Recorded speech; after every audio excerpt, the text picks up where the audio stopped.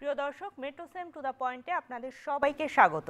সাম্প্রতিক বিষয় নিয়ে চ্যানেল আইয়ের এই বিশেষ আয়োজনে আপনাদের সাথে আছি আমি সানজিদা তন্নি। বাংলাদেশে এখন একের পর এক যেটা ঘটছে সেটা কি স্বাভাবিক? 5ই আগস্ট সরকার পরিবর্তনের পর আমরা দেখতে পাচ্ছি নানান জায়গায় নানান বিক্ষোভ হচ্ছে, অরাজকতা হচ্ছে, অস্থিরতা হচ্ছে। সাম্প্রদায়িক সম্প্রীতির বাংলাদেশে হঠাৎ করে আমরা দেখছি বিভিন্ন সম্প্রদায়ের লোকজন নানা রকম বিক্ষোভ করছে, মিছিল করছে। চট্টগ্রামে আইনজীবী নিহত হলেন। এর পাশাপাশি দেশের অর্থনীতি অনেক দিন ধরেই একটা সংকটের মধ্যে আছে। সেই সংকট কি অর্থনীতি কাটিয়ে উঠতে পারবে? সব কিছু নিয়ে আজকের আলোচনার বিষয়বস্তু দেশের ভবিষ্যৎ কি। আজ স্টুডিওতে আমার সঙ্গে আছেন ববি হাজ্জাজ, প্রতিষ্ঠাতা চেয়ারম্যান এনডিএম, আছেন শওকত আজিজ রাসেল, বিশিষ্ট ব্যবসায়ী নেতা, সভাপতি Bangladesh textile mill association, chairman Amber group. শুভেচ্ছা এবং স্বাগত আপনাদের দুজনকে। Thank you. ববি হাজ্জাজ, আপনার কাছে জানতে চাই বিষয়টি দেশের ভবিষ্যৎ কি। ভবিষ্যৎ যদি জানতে চাই তাহলে নিশ্চয়ই বর্তমানে আসতে হবে। আপনারা নির্বাচনী প্রস্তাবনা দিয়েছেন এবং সেই প্রস্তাবনায় আমি দেখলাম যে অনেকগুলো বিষয় রয়েছে। এর মধ্যে কোন প্রস্তাবনাগুলো আপনারা কি শুধুমাত্র নির্বাচন কমিশনের কাছে এই প্রস্তাবনাটি দিচ্ছেন? প্রথমে আপনাকে অসংখ্য ধন্যবাদ। একই সাথে আপনাকে, আমার বিজ্ঞ সহ আলোচক এবং চ্যানেল আয়ের পর্দায় যারা দেখছেন এবং আগামীতে দেখবেন সবাইকে সালাম এবং শুভেচ্ছা। প্রথমে আপনি যেটা বলেছেন, আমরা আজকে আপনার প্রোগ্রামের মাধ্যমে আপনার রাজনৈতিক stakeholder, civil society stakeholder, ব্যবসায়িক স্টেক হোল্ডার, মিডিয়া এবং ইন্টারন্যাশনাল স্টেক হোল্ডার্সদের কাছে আমাদের সংস্কার প্রস্তাবনাগুলো তুলে দিয়েছি। এবং এই সংস্কার প্রস্তাবনায় বড় দাগের 9টা বড় সংস্কার প্রস্তাবনা আমরা তুলে দিয়েছি, যেখানে আপনার সাংবিধানিক সংস্কার, নির্বাচনী সংস্কার, আপনার জুডিশিয়ারি সংস্কার, আপনার ব্যাংকিং সেক্টর সংস্কার, এডুকেশন সংস্কার, এরকম 9টা বড় দাগের ছিল, যেগুলো আমরা মনে করি যে সবচেয়ে গুরুত্বপূর্ণ। আগামীতে মানে বাংলাদেশের আগামীর উন্নয়ন, আগামীতে যেন ফ্যাসিবাদের চেহারা বাংলাদেশে আর দেখতে না হয় এবং অ্যাকাউন্টেবল ডেমোক্রেসি সৃষ্টি করার জন্য যে সংস্কারগুলো দরকার, এগুলো বড় দাগে আমরা একত্রিত করতে চেষ্টা করেছি এবং সেই আঙ্গিকে আমরা 9টা বড় সংস্কার দিয়েছি। এর ভিতরে এগেন আপনি যেটা বললেন, নির্বাচন কমিশন সংস্কারও আছে এবং এখানে আমরা সরকারের পক্ষ থেকে সবাইকে দাওয়াত জানিয়েছি। মাননীয় প্রধান উপদেষ্টার দপ্তর থেকে 2 জন ছিলেন, আপনার কমিশনগুলো থেকে সবগুলো কমিশনকে আমরা দাওয়াত জানিয়েছিলাম, কিন্তু কমিশন শুধু একটা আপনার নির্বাচন সংস্কার কমিশন থেকেই শুধু একজন এসেছিলেন, বাকি সংস্কার কমিশনগুলো আসেননি। বাট যাই হোক, আমরা ওনাদেরকে পাঠিয়ে দেবো সঠিকভাবে। তারপর আপনার রাজনৈতিক মণ্ডল থেকে অনেকগুলো দল থেকে প্রতিনিধিত্ব করেছেন। আমি যদি একটু যোগ করি, আপনারা নিরপেক্ষ সরকারের কথা বলেছেন নির্বাচনে। জি জি জি। এই নিরপেক্ষ সরকার কি বর্তমান অন্তর্বর্তীকালীন সরকারে যারা আছে তারাই পরবর্তীতে নির্বাচনের সময় থাকবে, নাকি নতুন সরকার গঠন হবে? আপনাদের প্রস্তাবনায় কি আছে? আগামী নির্বাচন তো এই অন্তর্বর্তীকালীন সরকারই দেবেন। আমাদের সংস্কারগুলো হলো আগামীতে যে বাংলাদেশে কিভাবে হওয়া উচিত। সো এবং একটা জিনিস মনে রাখতে হবে, আমরা যখনই সংস্কার নিয়ে কথা বলি, এই প্রত্যেকটাই কিন্তু পার্মানেন্ট হতে পারে না। মানে আমরা যে সংস্কারটাই করব, সেই সংস্কারটাও একটা এক্সপেরিমেন্ট, যে এইটা কত ভালো কাজ করছে সেটা দেখে এটার কতখানি রাখবো, এখান থেকে কতখানি আরও বদল আসবে। মানে আপনার পলিটিক্যাল ফিল্ডে বা সোশ্যাল পলিটিক্যাল ফিল্ডের যদি কথা আমরা বলি, কোনো কিছু পার্মানেন্ট হতে পারে না। আমরা মানুষ হিসেবে এগিয়ে যাব, সমাজ হিসেবে এগিয়ে যাব, বৈজ্ঞানিকভাবে টেকনোলজিক্যালি এগিয়ে যাব, সেই হিসেবে আমাদের নতুন জিনিসগুলোর প্রয়োজনও হবে। সো সংস্কার কোনোটাই পার্মানেন্ট হতে পারে না। তবে এই সংস্কারের সাথে আমি একটা জিনিস বলি, আপনি যে আলোচনা থেকে আসলে আজকের আলোচনাটা শুরু করলেন, যে কোথায় যাচ্ছে বাংলাদেশ, এবং আপনি এই যে সাম্প্রদায়িকতার কথা বলে যে কথা বললেন, আমি একটা বড় দাগে বলতে চাই যে আমরা দেখছি এবং এটা দেখে আমরা আনন্দিত হচ্ছি যে বাংলাদেশ এখনো সঠিক পথে আছে। মানে অনেক ধরনের উস্কানি দেওয়া হচ্ছে, যে সাম্প্রদায়িক একটা দাঙ্গা তৈরি করবার জন্য অনেক ধরনের উস্কানি দেওয়া হচ্ছে, কিন্তু এই উস্কানিতে আপমর বাংলাদেশের জনগণ সাড়া দিচ্ছে না। এই যে মনে করেন আমাদের হিন্দু জনগোষ্ঠী, মানে হিন্দু ধর্মাবলম্বী জনগোষ্ঠী যারা আছেন, তাদের নাম নিয়ে অনেক ধরনের আলোচনা শুরু করা হচ্ছে। আমাদের প্রতিবেশী দেশে এটা নিয়ে অনেক ধরনের প্রপাগান্ডা ছড়ানো হচ্ছে। এখানে আক্রমণ এমন লেভেলেও গেছে যে গত 3 দিন আগে চিটাগং কোর্ট প্রাঙ্গণে একজন আইনজীবীর প্রাণহানি হয়েছে, এবং কিভাবে হয়েছে সেটাও মিডিয়াতে পরিষ্কারভাবে দেখা গেছে, কি মর্মান্তিকভাবে, নির্মমভাবে তাদের উপরে আক্রমণ করা হয়েছে।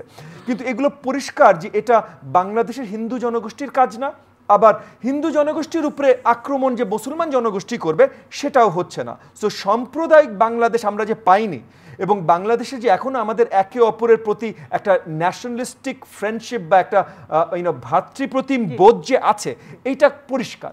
সো সাম্প্রদায়িক বাংলাদেশ হয়নি, সাম্প্রদায়িক বাংলাদেশ বানাতে চায় বা বিদেশের চোখে দেখাতে চায়, এরকম অনেক শক্তি কাজ করছে, এবং এই শক্তিগুলোর একটা মূল নেতৃত্ব দিচ্ছে যে আওয়ামী ফ্যাসিস্টদের আমরা মাত্র 3 মাস হলো বা 3.5 মাস হলো আমরা সরকার ক্ষমতা থেকে সরাতে সক্ষম হয়েছি, তাদের দোসররাই কিন্তু মেইন এটা করতে চেষ্টা করছে। সো আমাদের একটা বড় দায়িত্ব আছে এখন সঠিক মেসেজ জনগণের কাছে পৌঁছে দেওয়া যে আমাদের দেশ সাম্প্রদায়িক দেশ না, বিশ্বের কাছে পৌঁছে দেওয়া আমাদের দেশ সাম্প্রদায়িক দেশ না, এবং সঠিক বাংলাদেশি চেতনায় আমাদের দেশের জনগণ কমপ্লিটলি এমবেডেড। অনেক ধন্যবাদ, একেবারে পরিষ্কার আপনার কথা। শওকত আজিজ রাসেল, আপনার কাছে জানতে চাই, আমরা বলছিলাম দেশের ভবিষ্যৎ কি, ভবিষ্যতের কথা বলতে হলে একইভাবে বলতে হয় বর্তমান কেমন আছে। আপনি বিশিষ্ট ব্যবসায়ী, আপনার কাছে মনে হচ্ছে কি দেশের আইন শৃঙ্খলা পরিস্থিতি বর্তমান অবস্থা? আমি অতীত থেকে শুরু করি। জি। একটা সময় ছিল আমরা যারা শিল্পপতি, আমরা যারা কর্মসংস্থান করতাম, আমাদেরকে একটা সম্মানজনক চোখে দেখা হতো। কিন্তু এখন দেখেন আমরা যারা উদ্যোক্তা, আমরা কর্মসংস্থান করেছি, আমাদেরকে একটা সংকটে ফেলে দিয়েছে। আমাদের গ্যাস নেই, আমাদের বিদ্যুৎ নেই, আমাদের শৃঙ্খলা নেই, আমাদের ব্যাংকিং ফেসিলিটি নেই। তো আমরা কি আকাশ থেকে টাকা আনবো? আমরা কোনোখান কার দুয়ারে যাব?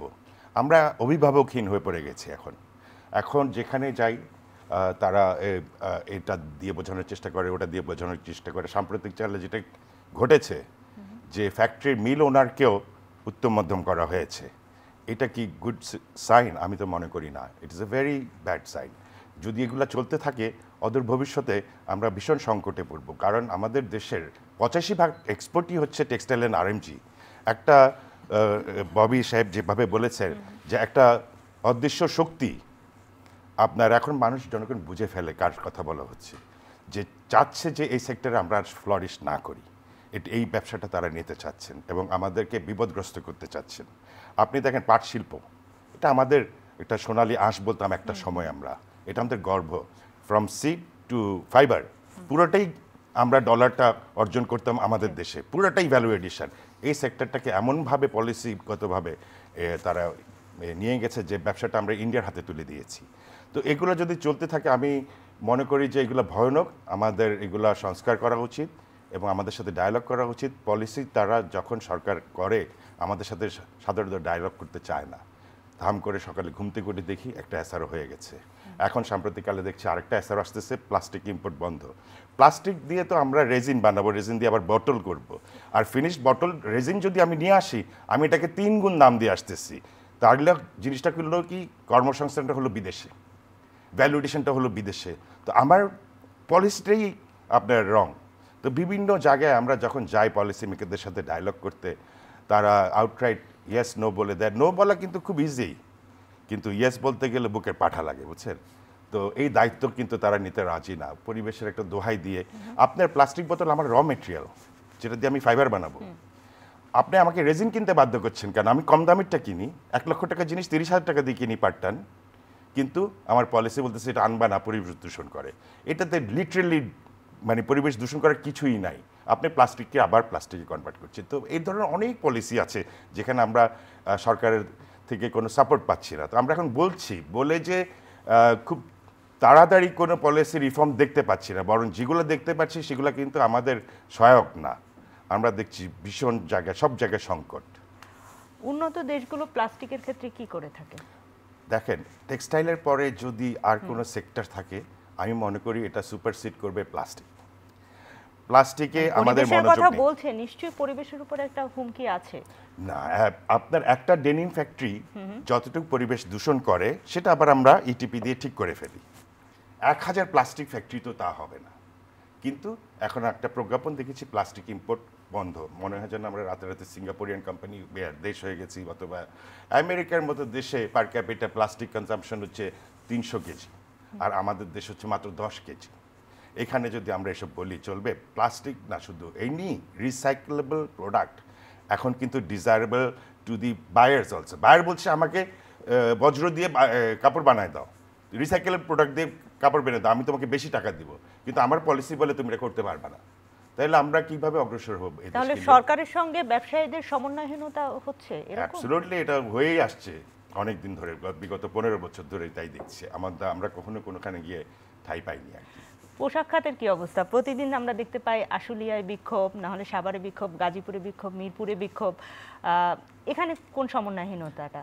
ববি তো very rightly has pointed out, উনি বলেই দিয়েছেন যেটা একটা বহিরাশক্তি কাজ করছে এখানে। আর যে ফ্যাসিস্ট সরকার ছিল তারা তাদের তো রুট সবখানেই বনে গেছে। তো এটা আমাদের একটু টাইম লাগবে। তো আমি প্রশাসনকে অনুরোধ করব তারা যাতে আরও একটু সচেতন হয়। মানে আপনাদের কি পোশাক শ্রমিকদের সঙ্গে আপনাদের মালিক পক্ষের কি সমন্বয়হীনতা এটি, নাকি পুরোটাই হচ্ছে বহিঃশক্তি বলবো, নাকি কোনো ধরনের ষড়যন্ত্র? এখন মালিকদের দোষ কোথায়? মালিক যদি আপনি গ্যাস না দেন, বিদ্যুৎ না দেন, সিকিউরিটি না দেন, তাহলে মালিকের দোষটা কোথায়? মালিকরা তো এই ইনভেস্ট করেছে, সুনাম সম্মান সব কিছু পাবে, মানুষ বিভিন্ন কর্মসংস্থান হবে। এখন দেখা যাচ্ছে আমরা ইনভেস্ট করে, যেমন আজকে আমার মা বললো তুই আজকে ফ্যাক্টরিতে যাস না, it's not a good sign. তো এরকম যদি ঘরে ঘরে এরকম হয়, তুমি ফ্যাক্টরি বন্ধ করে দাও, জীবন আগে প্রাণ আগে, ফ্যাক্টরি পরে, তাহলে তো we are heading the wrong way. একদমই। আমি ফিরবো আপনার কাছে, ববি হাজ্জাজ, আপনার কাছে জানতে চাই এই যে শ্রমিক অসন্তোষ এবং আইন শৃঙ্খলা পরিস্থিতি কোনোভাবেই আমরা বলবো যে রিস্টোর হচ্ছে না, কি করণীয় বা সরকার কি করছে না, গ্যাপটা কোন জায়গায়? গ্যাপ এখানে বেশ কিছু অনেক জায়গায় আছে। আমার বিজ্ঞ সহ আলোচক যে কথাগুলো বলছিলেন, একজন ব্যবসায়ী যখন কাজ করেন সে অনেক লম্বা সময়ের পরিকল্পনা করে তাকে কাজ করতে হয়। ওনার ফ্যাক্টরির কথাই বলছেন, ওনার ফ্যাক্টরি যখন একটা অর্ডার নেয় তখন ওই অর্ডার আগামী 1 বছর 6 মাস কিভাবে প্লেস করবেন, কোন জিনিসের কত দাম থাকবে সেটা একটা প্ল্যানিং করে তারপর ওনারা বিড করেন, কাজ নেন, কাজ শুরু করেন। এর মধ্যে হঠাৎ করে যদি কিছু দাম বেড়ে যায়, এই যে যেমন কিছুদিন আগে একটা আলোচনা আসলো, একটা নতুন আইন করা হলো যে পলিথিন ব্যান করা হবে। এখন পলিথিন বাংলাদেশে চিন্তা করেন যে বাজারের ব্যাগ থেকে শুরু করে কত জায়গায় পলিথিনের ব্যবহার হয়। তার মানে পলিথিনের সাথে জড়িত, এই ইন্ডাস্ট্রিটার সাথে জড়িত কয় লাখ লোক আছে, কতজনের জীবিকা অর্জন হয়, শুধু না আমি ভোক্তা বাদ দিলাম, আমি জাস্ট এখন যাদের জীবিকা এটার উপরে নির্ভর তাদের কথা বলছি। এখন তাদেরকে আপনি 1 বছর সময় দেন, 2 বছর সময় দেন, মানে 50 বছর ধরে হয়ে এসছে, তো তাহলে 2 বছর সময় দেন যে 2 বছর আমরা সরকারের পক্ষ থেকে এই পরিকল্পনা করছি, এইভাবে প্রথম 6 মাসে আপনাদের 20% কমাতে হবে, 1 বছরে আপনার 50% কমাতে হবে, 2 বছরের মাথায় যে আপনারা, এবং এর মধ্যে এই সহযোগিতা আপনাদেরকে নতুন কাজ শেখার, নতুন ইনভেস্টমেন্টের সহযোগিতা দেব। এরকম করে যদি একটা প্ল্যান দেন, আজকে আমার বিজ্ঞ সমালোচক তার যে যদি পলিথিনের ফ্যাক্টরি থাকতো তাহলে সে ওই প্ল্যানের ভেতরে তার ফিউচার ব্যবসাটা গুছিয়ে সে সুন্দরভাবে এগিয়ে যেতে পারতো। আপনি যদি এখন বলেন প্রজ্ঞাপন জারি করছি কালকে থেকে পলিথিন ব্যান, এই যে লক্ষ লক্ষ আপনার কর্মচারী এবং শত শত বা হাজার হাজার ব্যবসায়ী তারা কি করবে হঠাৎ করে? আপনি নতুন করে একটা প্ল্যান বলেন। এই যে এখন যে জিনিসটা হয়েছে, গতকাল না গত পরশু আমি দেখলাম মর্মান্তিকভাবে একজন বড় গার্মেন্টস ওনারের উপরে 1 মাস বোধহয় বেতন দিতে পারেনি বলে একটা হামলা হয়েছে, এবং এই হামলাও যে মানে সেলফ প্রণোদিত তা না, মানে পিছনে আরো ফ্যাক্টরস আছে। কারণ যে ধরনের হামলা হয়েছে আমি যতদূর শুনেছি এবং খবরের কাগজে শুনেছি যে মানে কয়েক শত কোটি টাকা, ইফ নট হাজার কোটি টাকার ফ্যাক্টরি, তার মানে এত বড় ফ্যাক্টরি তো সে এক রাতে বানায়নি। এত বড় ফ্যাক্টরিতে নিশ্চয়ই লেবার ফোর্সটা ছোট না, মানে সিম্পল কমন সেন্স কোয়েশ্চেন বলছি আমি, তার সাথে যে আলোচনা করার ছাড়াই যেগুলো বলা যায়। এত বড় ফ্যাক্টরিতে অল্প শ্রমিক তো না, অল্প শ্রমিক না মানে বছরের পর বছর তারা বেতন পেয়ে আসছে, 1 মাসের বেতন হঠাৎ করে এরকম হওয়া মানে না পাওয়ার সঙ্গে সঙ্গে এই ধরনের আক্রমণ, এখানে অন্য কোনো ফোর্সেস ওয়্যার অ্যাট প্লে, যে অদৃশ্য শক্তির কথা যেগুলো বলছিলেন, অন্য কোনো ফোর্সেস ওয়্যার অ্যাট প্লে। এখন এই যে অন্য ফোর্সেসগুলো যে অ্যাট প্লে, এই জায়গায় কে তাদের কথা শুনছে? মানে এই যে ব্যবসায়ীদের কথা কে শুনছে? আমরা এগেন অন্তর্বর্তীকালীন সরকার, আমাদের সরকার, আমরা সব ধরনের সহযোগিতার হাত তাদের বাড়াচ্ছি। এই যে আমরা যে আপনার সংস্কার প্রপোজালগুলো দিয়েছি তাদের হাতে তুলে দিয়েছি, যেন তারা এই নিয়ে কাজ শুরু করে। নির্বাচিত সরকারে আমরা আসলে ইনশাল্লাহ আমরা পরিপূর্ণ করব। কিন্তু এই তুলে দেওয়ার মধ্যেও কিন্তু এই যে আলোচনাটা, আমরা এই আমার দল থেকে এনডিএম থেকে আমরা এই সংস্কার প্রস্তাবনা তুলে দেওয়ার আগেও অনেক সেক্টরে ব্যবসায়ীদের সাথে ব্যাংকারদের সাথে আমরা কথা বলেছি, জিনিস, কিন্তু আইন শৃঙ্খলা পরিস্থিতি তো ঠিক হচ্ছে না। এটাই আমি বলছি যে এই যে আইন শৃঙ্খলা পরিস্থিতিও, আমার ফ্যাক্টরিগুলোর প্রোটেকশন দরকার। তাহলে এখন ফ্যাক্টরিগুলোর প্রোটেকশন আমি পুলিশ ফোর্স কিভাবে করতে পারি, আলাদা কি প্রোটেকশন নিতে পারি, বা ফ্যাক্টরি ওনারদের সাথে যদি আমি গাজীপুর বলেন, নারায়ণগঞ্জ বলেন, আমি যদি 100, 200, 500 ফ্যাক্টরি ওনারদেরকে নিয়ে বসি, তাদের যে আপনার অর্গানাইজেশন রিপ্রেজেন্টেটিভ অর্গানাইজেশনগুলো আছে, বিজিএমইএ বলেন যেটাই বলেন, এদেরকে নিয়ে, এবং আমি ওই হাসিনা আমল বা আওয়ামী লীগ আমল এগুলো যারা নেতৃত্ব দিয়েছে তাদের কথা বলছি না, তারা লুটেরা ছিল, বাট অ্যাকচুয়াল লিডার্স তো আছে এই ইন্ডাস্ট্রিগুলোতে, এই যে গার্মেন্টস ইন্ডাস্ট্রি বলেন, যে ইন্ডাস্ট্রি, এই ইন্ডাস্ট্রি লিডার্সদের, এবং আমরা সবাই চিনি ভাই ইন্ডাস্ট্রি লিডার্স কারা। সো আমাদের অন্তর্বর্তীকালীন সরকারে যারা আছেন ওনারাও চিনেন ইন্ডাস্ট্রি লিডার্স কারা। 50 জন 30 জন ইন্ডাস্ট্রি লিডারদের নিয়ে আমাদের বারবার বসা দরকার, কিভাবে আপনাদের প্রত্যেকটা ফ্যাক্টরিতে আমরা প্রোটেকশন দিতে পারি, কিভাবে আপনাদের এলসি খোলার ব্যবস্থা করে দিতে পারি, কিভাবে আপনাদের এনার্জি নিশ্চয়তা দিতে পারি। এগেন, আমি যদি অন্তর্বর্তীকালীন সরকারের এনার্জি সম্বন্ধে তেমন কিছু আমার আইডিয়াই নাই, কিন্তু তারা তো 50 বছর ধরে এই ব্যবসা করছে, তাদের তো আইডিয়া আছে, তারা তখন বলবে যে ভাই এখান থেকে কিন্তু আপনারা এনার্জি আমার জন্য ব্যবস্থা করতে পারেন। তারা পুলিশ চেনে না, কিন্তু তারা তাদের ফ্যাক্টরি প্রোটেকশন তো জানে, তারা তখন বলতে পারবে যে এই যে গাজীপুরে এই এলাকায় এইটা করে আমাদের প্রোটেকশন দেন, আপনার নারায়ণগঞ্জে এই এলাকায় এইটা করে আমাদের প্রোটেকশন দেন। সো তখন মানে সবকিছু যে একটাই উত্তর হতে হবে তা না, কিন্তু আমি একটু আপনাকে থামাবো। আমি এই ব্যাপারগুলো শওকত আজিজ রাসেল আপনার কাছে জানতে চাই। আপনারা একেবারে মাঠ পর্যায়ে দেখতে পাচ্ছেন যে আইন শৃঙ্খলা পরিস্থিতির কি অবস্থা, এবং আপনারা নিশ্চয়ই নিজেরাও ফ্যাক্টরিতে যেতে অনেক সময় ভীত সন্ত্রস্ত। সবকিছু মিলিয়ে এই পরিস্থিতি ঠিক হচ্ছে না কেন? এটা তো সরকার বলবে, তবে আমরা যেটা লক্ষ্য করছি আমরা সেটাই বলতে পারবো। সরকারের একটা ফোর্সের লিমিটেশন আছে, একতরফা বললে হবে না এই জিনিসগুলো। আর সরকারের বিভিন্ন জায়গাতে এখনো ওরা যে বীজ বুনে গেছে সেটা থেকে আমরা কিন্তু এখনো অবমুক্তি পাইনি, তো ওগুলাকে আইডেন্টিফাই করতে হবে। আমি মনে করি একটা গ্রুপ আছে, তারা সহযোগিতা করে যে এখন আসবে, এখন এই কাজ করবে, আমরা এই মুহূর্তে অন্য জায়গায় থাকবো, তোমরা এই সময় এটা শেষ করে ফেলবা কাজটা। এইসব ওদের সহযোগিতাই আপনার এগুলো হচ্ছে, এটা আমরা বুঝতে পারি। আর প্রশ্নটা আসলে সরকারের, তো আমরা বলছি আর কি। সরকারকে কাজের গতি একটু মন্থর, একটু ওনারা চেষ্টা করছেন, তবে ওনাদেরকে আর একটু স্পিডে কাজ করতে হবে এবং আর একটু আমাদেরকে নিয়ে বসা উচিত। আমরা বিভিন্ন জায়গায় we are raising hour voice, আমরা চিৎকার করছি, কিন্তু কাজের বেলায় আমি তেমন কোনো কিছু দেখতে পাচ্ছি না। একটু ব্যাংকিং এর বিষয়ে জানতে চাই। বেসরকারি 6 ব্যাংকে তারল্য সহায়তা দিচ্ছে এবং 22,500 কোটি টাকা নতুন করে ছাপানো হয়েছে। যখন হচ্ছে যে 20 আগস্ট বাংলাদেশ ব্যাংকের গভর্নর দায়িত্ব নিয়েছিলেন, তখন তিনি বলেছিলেন যে এভাবে আর নতুন করে টাকা ছাপানো হবে না, এর ফলে তো মূল্যস্ফীতি হবে, মুদ্রাস্ফীতি হবে। তো এই বিষয়টা আপনি কিভাবে দেখছেন? উনি হয়তো প্রাথমিক অবস্থায় বলে ফেলেছেন টাকা ছাপানো হবে না, কিন্তু ওনার একটা দায়বদ্ধতা আছে। আপনার এই ব্যাংকগুলো অপারেট করে কার লাইসেন্সের আন্ডারে? বাংলাদেশ ব্যাংক। এই ব্যাংকগুলো প্রতি বছর স্পেশাল অডিট করে কে? বাংলাদেশ ব্যাংক। এই যে লুটপাট হয়েছে, তাদের স্পেশাল অডিট টিম কোথায় ছিল? যারা স্পেশাল অডিট করেছে তারা কেউ কি এখন পর্যন্ত অ্যাকাউন্টেবল হয়েছে? জবাবদিহিতা কাঠগোড়ায় তাদেরকে আনা হয়েছে? না। সুইচ টিপে $1 বিলিয়ন দেশের বাইরে চলে যাচ্ছে। মুদ্রাস্ফীতির ক্ষেত্রে শেখ হাসিনা সরকারের টাকা ছাপানো আর বর্তমান সরকারের টাকা ছাপানোর পার্থক্য কি? বর্তমান সরকার হচ্ছে বিপদে পড়ে টাকা ছাপাচ্ছে, আর তারা লুটিং করার জন্য টাকা ছাপিয়েছে। This is the difference. আর এখন টাকা ছাড়া আপনার উপায় কি? এই ব্যাংকগুলোকে তো বাংলাদেশ ব্যাংককে সাপোর্ট করতে হবে, দিস ইজ দি ল। এখন যদি ওরা সাপোর্ট না করে, ঠিক আছে আপনি মার্জার করেন, অ্যাকুইজিশন করেন, আপনি 2টা ব্যাংকের 71 করেন, 4টা ব্যাংকের 71 করেন। একটা ছোট্ট দেশে 60-70টা ব্যাংক, ইটস রিডিকুলাস, এটা হাস্যকর। মালয়েশিয়ার মতো দেশ, আমরা পড়াশোনা করে এসেছি যে 500-600 ব্যাংকে কনসলিডেট করে 5টা করা হয়েছে। থাইল্যান্ডের মধ্যে তাই করা হয়েছে। আজকে শক্তিশালী ব্যাংক একটা ক্লায়েন্টকে $1 বিলিয়ন দিতে পারে, $2 বিলিয়ন দিতে পারে, 12,000-20,000 কোটি টাকা দিতে পারে ফর আপনার মনে করেন গঠনমূলক কাজের জন্য, ইন্ডাস্ট্রির জন্য, প্রজেক্টের জন্য। আমরাও সেটা পারতাম। এখন আপনার মাশরুম ব্যাংক, যেগুলোকে আমি নাম দিয়েছি মাশরুম ব্যাংক, মাশরুমের মতো বিভিন্ন জায়গায় ছড়ায় ছিটা, ব্যাংকের ছাতার মতো। নকপুরে মনে হয় যেন দোকানের চেয়ে ব্যাংকের ব্রাঞ্চের সংখ্যা বেশি, আর ক্লায়েন্ট হপিং হচ্ছে। আজকে এখানে এই ব্যাংকে আমি সব খেয়ে দিয়ে তারপরে যাবো আরেকটা ব্যাংকে। প্রিয় দর্শক, আমরা আছি চ্যানেল আইয়ের ফেসবুক এবং ইউটিউবে। আপনারা অনলাইনে আমাদের সঙ্গে যুক্ত থাকুন। জি, আপনি বলুন। হ্যাঁ, ওই যে বলছিলাম আর কি, যে এগুলা আপনাকে পলিসিগত রিফর্ম আনতে হবে, আপনাকে সিদ্ধান্ত নিতে হবে এই দেশে কয়টা ব্যাংক দরকার, কারণ প্রতিটা ব্যাংকে। বাংলাদেশ ব্যাংকেরও কি মনিটরি পলিসি চেঞ্জ করা দরকার? অ্যাবসলিউটলি। এখনো তো তারা, আমি লাইক আই সেড, ওরা তো এখনো কোনো পদক্ষেপ নেয়নি যারা দুষ্কৃতিকারী তাদেরকে ধরবার জন্য, তারা ঘুরে বেড়াচ্ছে এখনো। আর যারা ভেতরে ছিল, যারা সহযোগিতা করছে, তারাও ভালো আছে। ভালো নাই শুধু আমরা ব্যবসায়ীরা। আমরা বিপদে পড়ে গেছি ইনভেস্ট করে।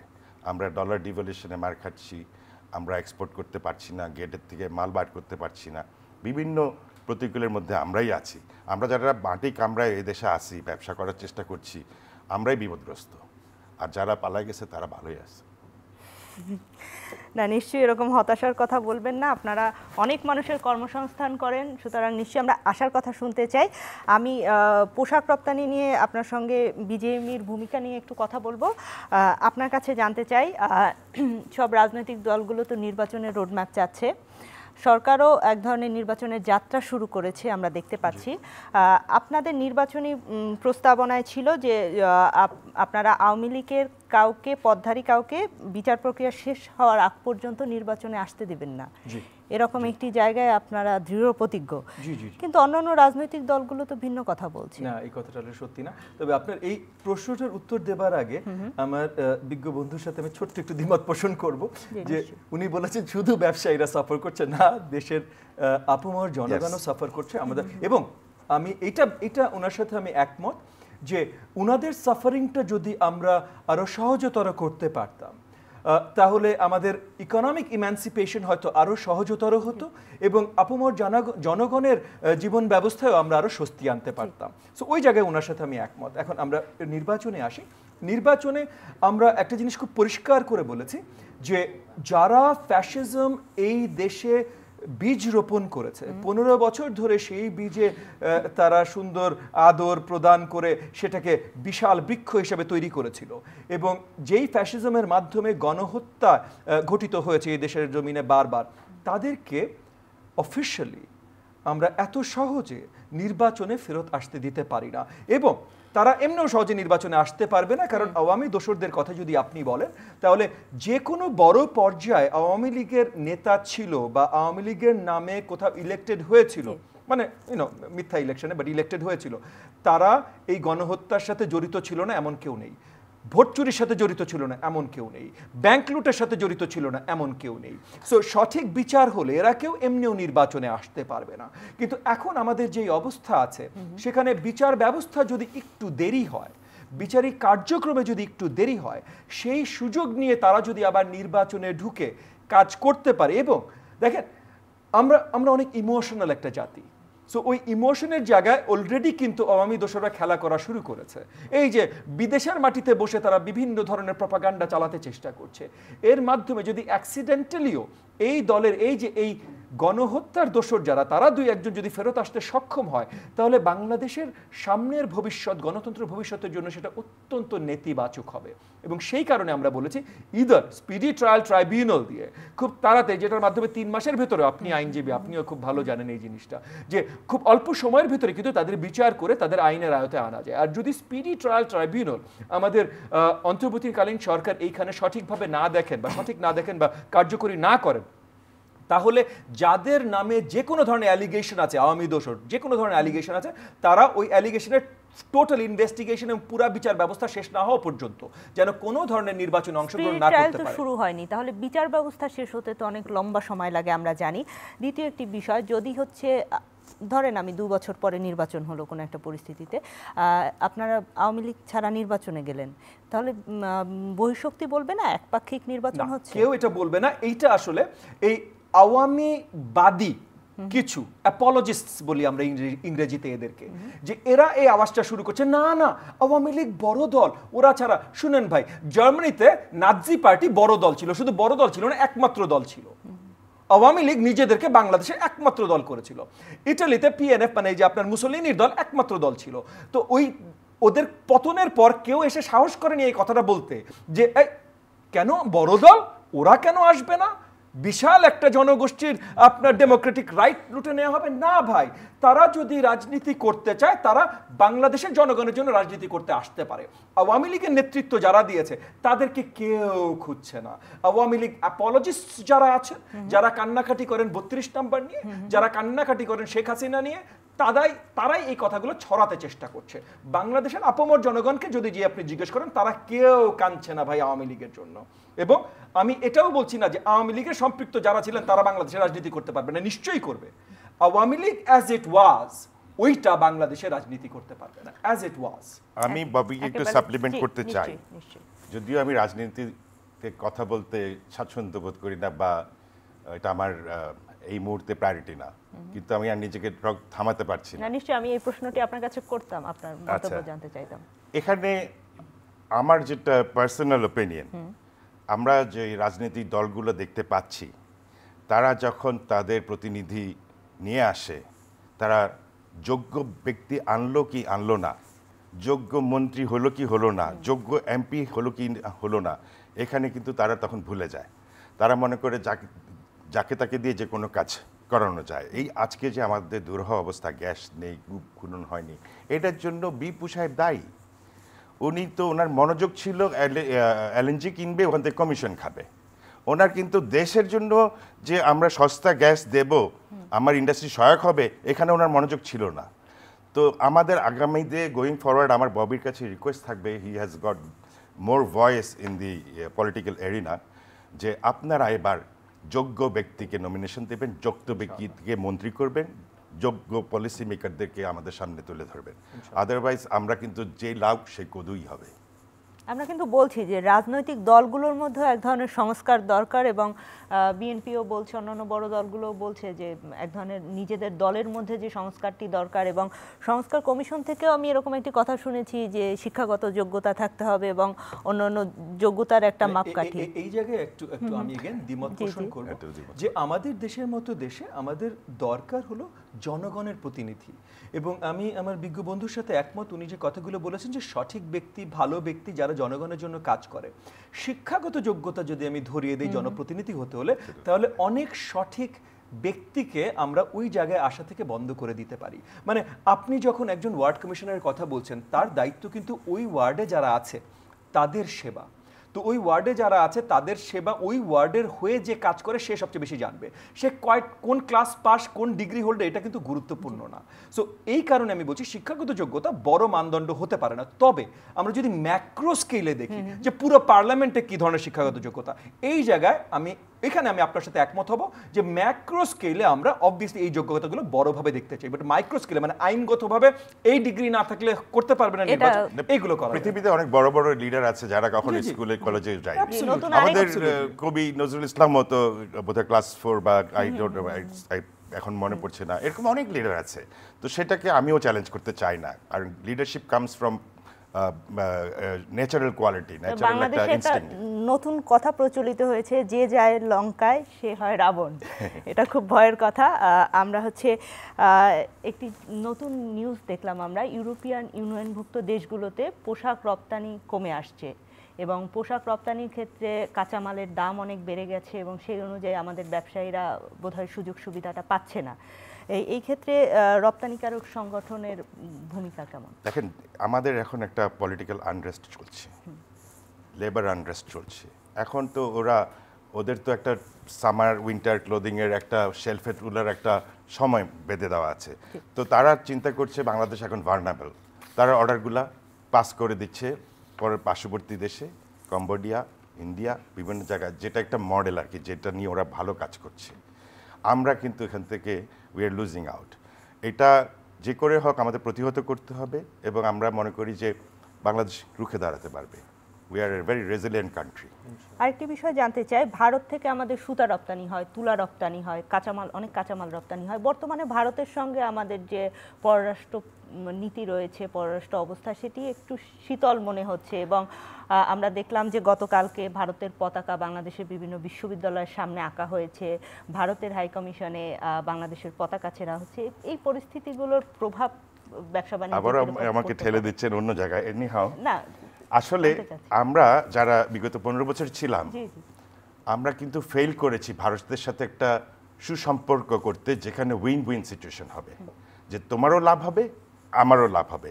আমরা দেখেছি রিডিকুলাস মানে কন্ট্রাক্টস, আমার বুক ছেড়ে তুমি যাবা একটা গাড়ি 1800 কিলোমিটার সেভ করবা, আমি ক্যালকুলেট করে দেখলাম তার 80,000 টাকার মতো তেল সেভ হয়, আর তুমি আমাকে দেবা 165 টাকা। এটা কি সঠিক?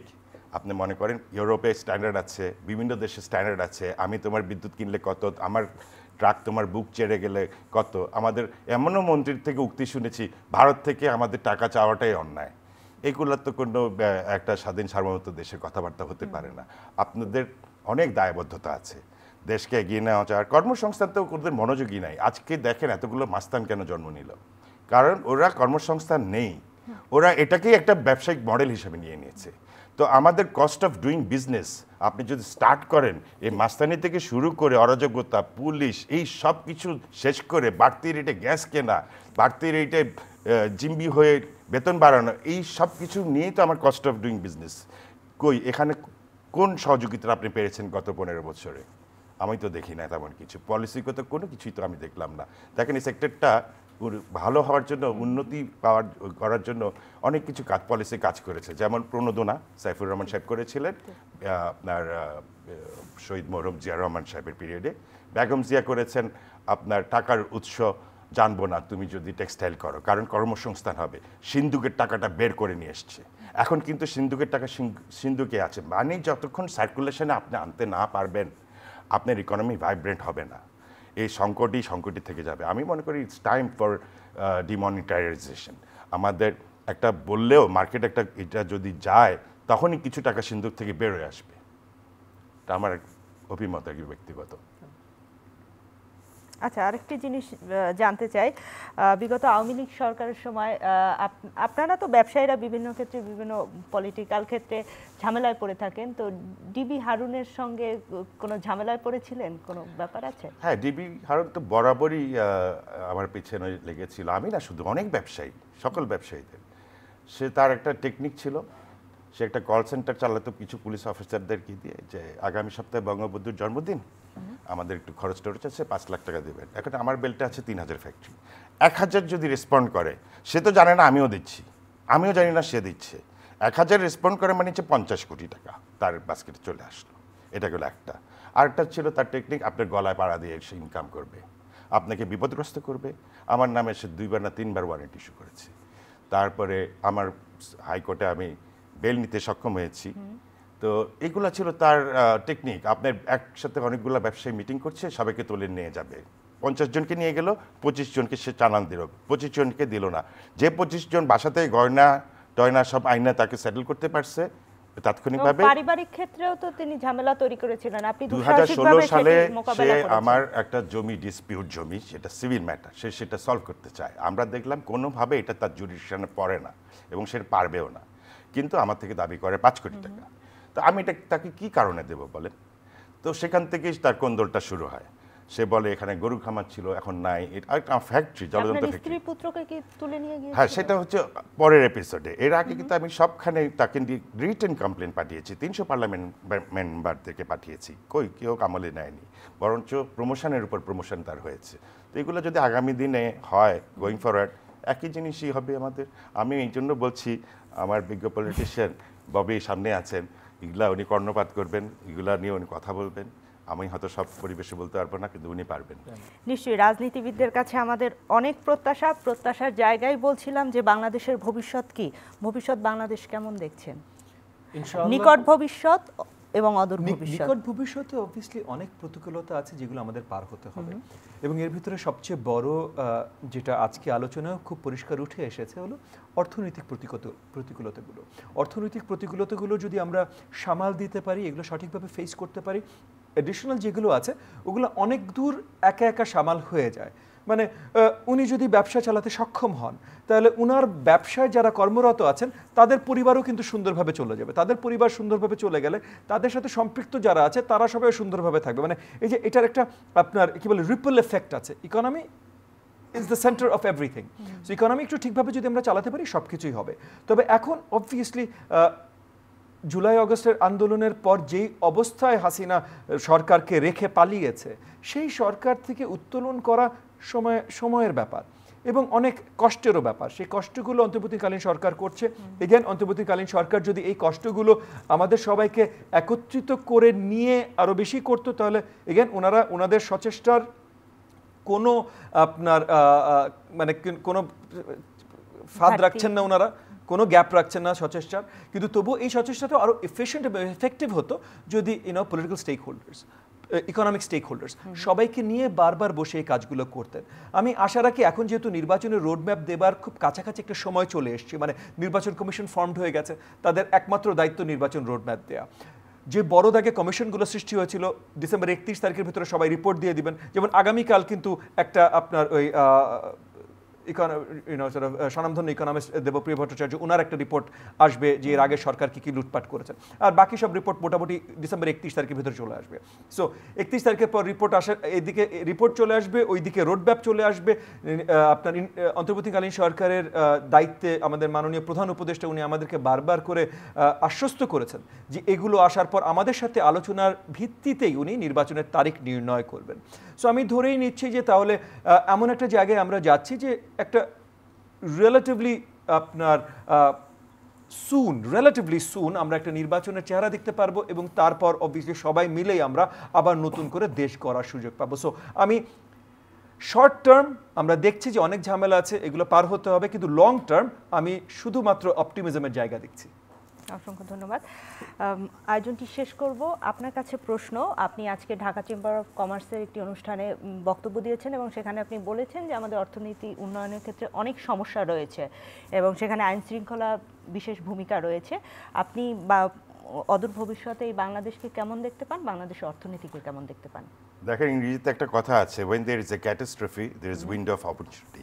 আপনার যখন বিপদ থাকে সম্ভাবনার কিন্তু একটা ডোর খোলা থাকে। আমরা যদি ওটাকে এক্সপ্লোর না করি, ওই ডোরটাকে আমরা নক না করি, তাহলে কিন্তু আমরা পিছিয়ে যাব। তো আমি এখনও হোপফুল, যেমন নির্বাচনের ডেটটা আমাদের জন্য এখন আমরা যারা ব্যবসা করি আমাদের জন্য ইম্পর্ট্যান্ট হয়ে দাঁড়িয়েছে, কারণ আমাদেরও প্ল্যানিং করতে হয়।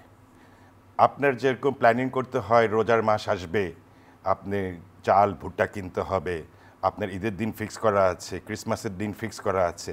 আমাদের ভয় কোথায় নির্বাচনের ডেটটা বলতে? আপনার হোক না এটা যখনই হোক, আমরা ডেটটা জানতে চাই, তাহলে আমাদের প্ল্যানিং করতে সুবিধা হবে। ধন্যবাদ। জি, আরেকটি প্রশ্ন, আপনার বাবা স্বনামধন্য ব্যবসায়ী ছিলেন, এম এ হাশেম এমপি ছিলেন তিনি, আপনার কি কোনোভাবে রাজনীতিতে আসার কোনো ইচ্ছা আছে? যদি সুযোগ হয়, ওয়াই নট। আমরা তো এখন আমাদের কাজ হচ্ছে সেবা করা। আপনার আমেরিকায় দেখেন ডোনাল্ড ট্রাম্প, উনিও তো ব্যবসায়ী ছিলেন, ইলন মাস্ক উনিও ব্যবসায়ী, তারা দেয়ার হেল্পিং দি ইকোনমি। আমরা আপনার ক্যাবিনেটে আমি মনে করি সব পেশার লোক থাকা উচিত, ডক্টরস, ইঞ্জিনিয়ার্স, বিজনেসম্যান, পলিটিশিয়ানস, হতে পারে পলিটিশিয়ানের সংখ্যা বেশি হবে। তো এই সব কিছুর সমন্বয়েই তো একটা ভালো ক্যাবিনেট হবে। তো এটাকে আমি রুল আউট করি না যে কোনো ব্যবসায়ী পলিটিক্স বা একটা আপনার মন্ত্রী মিনিস্টার হতে পারবে না। তো আমার ইচ্ছা আছে, যদি সুযোগ হয়, পরিবেশ হয়, আমি চেষ্টা করব, যদি কথা শোনাবো। অসংখ্য ধন্যবাদ। শেষ প্রশ্ন, আপনি নর্থ সাউথ ইউনিভার্সিটির শিক্ষক এবং নর্থ সাউথ ইউনিভার্সিটির চেয়ারম্যান ছিলেন এম এ হাশেম, উনি বিশিষ্ট ব্যবসায়ী, উনি আমাদের মধ্যে এখন নেই। নর্থ সাউথ বিশ্ববিদ্যালয়ের শিক্ষার পরিবেশ কেমন, বেসরকারি বিশ্ববিদ্যালয়গুলোর শিক্ষার পরিবেশ কেমন? দেখেন, শিক্ষার পরিবেশ, আপনি যেহেতু ওনার প্রয়াত পিতার কথা বললেন, ওনার সম্বন্ধে একটু বলি যে ওনার সাথে আমার এমনি পরিচয় ছিল কিছু দূর পারিবারিকভাবে, মানে আমার বাবার সাথে ওনার বাবার ভালো পরিচয় ছিল, সেই হিসাবে আর কি আমি ওনাকে চাচার মতো করে চিনতাম। নর্থ সাউথ বিশ্ববিদ্যালয়ে উনি বোধহয় কয়েকবার চেয়ারম্যান ছিলেন, মানে রাউন্ডে বেশ কয়েকবার ছিলেন যখন উনি জীবিত ছিলেন, কিন্তু ওইখানে ওনার সাথে আমার দেখা সাক্ষাৎ কিছু হয়নি। যে কয়বারই হয়েছে পারিবারিকভাবেই হয়েছে। নর্থ সাউথ বিশ্ববিদ্যালয় এবং বেসরকারি বিশ্ববিদ্যালয়গুলো তারা এগিয়ে যাচ্ছে, কারণ অনেক ধরনের রাজনৈতিক চাপ যেগুলো প্রয়োগ হতো বা মানে ট্রেডিশনালি হয়েছে over the last few decades আমাদের পাবলিক বিশ্ববিদ্যালয়গুলোতে, আমাদের প্রাইভেট বিশ্ববিদ্যালয়গুলোতে সেটা সক্ষম হয়নি। সো পাবলিক বিদ্যালয়গুলোতে স্পেশালি গত 15.5 বছর যেমন শিক্ষক নিয়োগও হয়েছে এবং শিক্ষক প্রমোশনও হয়েছে পলিটিক্যাল ক্রাইটেরিয়ার ভিত্তিতে, নট মেধার ক্রাইটেরিয়ার ভিত্তিতে। প্রাইভেট বিশ্ববিদ্যালয়গুলো সবসময় এগুলো থেকে দূরে ছিল। সো প্রাইভেট বিশ্ববিদ্যালয়গুলোতে এখন যদি আমরা ধরি যে বাংলাদেশের শিক্ষার মান সবচেয়ে বেশি, আমি মনে করি, এবং অনেকে আমার সাথে দ্বিমত পোষণ করতেই পারেন, বাট আমি যতদূর দেখেছি প্রাইভেট বিশ্ববিদ্যালয়গুলোতে শিক্ষার মান সবচেয়ে উঁচু, এবং আমি আশা রাখবো যে তাদের সাথে তাল মিলিয়ে পাবলিক বিশ্ববিদ্যালয়গুলো আবার শিক্ষার মান উপরে করবেন এবং একত্রিত বাংলাদেশের ওভারঅল শিক্ষার মান ক্রমাগত শুধু বেড়েই যাবে। এইটা আমরা আশা রাখি এবং এখন আমরা এমন একটা জায়গায় আসছি যে আমরা আসলে আশা করতে পারি। অনেক ধন্যবাদ। আপনাকে অসংখ্য ধন্যবাদ। আপনি সবসময় আশার কথা বলেন, আশাবাদী কথা বলেন। শেষ প্রশ্নটি জানতে চাই, এফবিসিসিআই এর সঙ্গে বাংলাদেশের বর্তমান সরকারের সম্পর্ক কেমন? এখন তো এফবিসিসিআই বোধহয় ডিজলভ হয়ে গেছে। এখন আপনার ওনারা নতুন তফসিল নিয়ে আসবেন জানুয়ারি মাসে, এটা আমি শুনতে পেরেছি। আর যদি ভোটের মাধ্যমে বা নেতৃত্ব দিতে কেউ পারে, আমি মনে করি এটা একটা ভালো অর্গানাইজেশন যারা সরকারের সাথে পলিসি নিয়ে ডায়লগ করবে এবং সরকারকে জবাবদিহিতার আন্ডারে আনবে। আমরা সবসময় প্রপোজাল দিয়ে আসি। এবার আমি বলতে চাই, আমার প্রপোজালটা যদি ভুল হয়, you have to communicate to me. তুমি এটাকে ড্রয়ারে ঢুকাই ফেলতে পারবে না, আলমারিতে ঢুকাই ফেলতে পারবে না। সরকারকে একটা সার্টেন পিরিয়ডের মধ্যে আমাকে উত্তর দিতে হবে। যেমন আমি এটা আমি যদি কোনো ট্যাক্স বেনিফিট কোনো সেক্টরে দিতে বলি, আমি কিন্তু লিখে বলবো যে এটাতে কান্ট্রি কতটুকু বেনিফিট হচ্ছে। তুমি আমাকে বোঝায় বলো যে কান্ট্রি বেনিফিট হচ্ছে না, ক্ষতি হচ্ছে, কিন্তু জবাবদিহিতার আন্ডারে আসতে হবে। তো আমি মনে করি যদি আমরা নেতৃত্ব দিতে পারি, আমরা এভাবেই কাজ করব। অনেক ধন্যবাদ, আপনাদের দুজনকে অসংখ্য ধন্যবাদ। প্রিয় দর্শক, মেট্রোসেম টু দ্য পয়েন্ট থেকে আজকের মতো বিদায় নিচ্ছি। দেশের ভবিষ্যৎ কি এই প্রশ্নে আমরা দেশের বর্তমান নিয়ে আলোচনা করলাম, বর্তমান প্রেক্ষাপট নিয়ে আলোচনা করলাম। দেশের ব্যাংকিং ব্যবস্থা, ব্যবসা এবং ব্যবসায়ীদের যে সমস্যাগুলো হচ্ছে, নানান জায়গায় বিক্ষোভ এবং অর্থনীতি বাণিজ্যিক জায়গায় কিভাবে এই সরকার আরও উন্নতি করতে পারে, পাশাপাশি নির্বাচনের রোডম্যাপ নিয়ে রাজনৈতিক দলগুলো সবসময় কথা বলছে। নিশ্চয়ই আমরা একটি সঠিক সময়ে একটি সুন্দর নির্বাচন পাব এবং বাংলাদেশের ভবিষ্যৎ নিশ্চয়ই সুন্দর, কারণ এই সুন্দর বাংলাদেশের ভবিষ্যতের প্রত্যাশায় 5ই আগস্ট ছাত্র জনতা যে গণ অভ্যুত্থানটি করেছে সেটির ফল আমরা নিশ্চয়ই পাবো। আপনারা সবাই ভালো থাকবেন, সুস্থ থাকবেন। আপনাদের সবার জন্য অনেক অনেক শুভকামনা।